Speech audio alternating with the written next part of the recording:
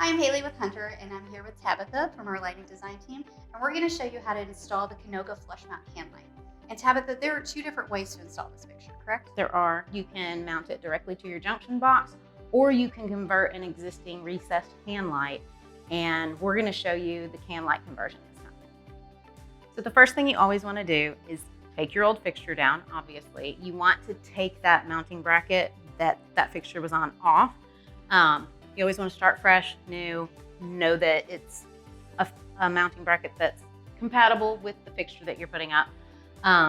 For this installation, we will not need this bracket or these screws, so we're going to put those to the side. Your junction box may or may not come with screws already. We do provide some if you need them, but you're welcome to use the ones that came with your junction box. You probably already have wire cap nuts as well. And you can use those, you can use new, up to you, but we do provide them. And then of course the fixture and the light module. So the first thing you're going to do is you're going to attach the screws to the junction box, leaving some space for the fixture to attach. In the fixture housing, we have these, we call them keyholes. So the head of the screw goes in the big side and then you rotate and it locks in. So you're going to do that. You're going to put these in your junction box. You're going to bring this up to the ceiling, line those up, twist it, and then you'll take your Phillips head screwdriver and you're going to tighten these screws, not super tight. You don't want this to wobble on your ceiling. You want it to be flush, but you want to be able to take this back down to complete the rest of the installation. So make sure you leave just a little bit of room. Take the fixture housing back down from the ceiling in order to connect the LED module. You also notice we have these other keyholes that are there specifically for this part.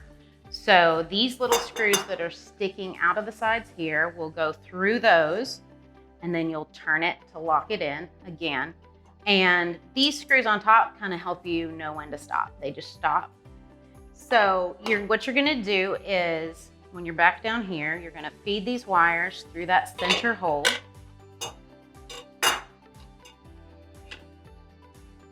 Get those up through those keyholes, turn it to lock it, and then you will take this whole thing back up to the ceiling to do the wiring. So you're gonna take your ground wire and attach it to the ground wire of your house, which is usually green, sometimes copper. The white wire will attach to the white wire in your junction box, and the black wire will attach to the black wire in your junction box. You will cap those off with your wire connectors, and then you will find those screws again with your keyholes, put them through, twist it, and it's up.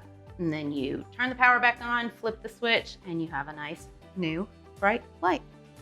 All right, well, if you needed any more information about the Canoga Flush Mount can light, you can find that at hunterfan.com. And check out our full Jasmine Roth collection.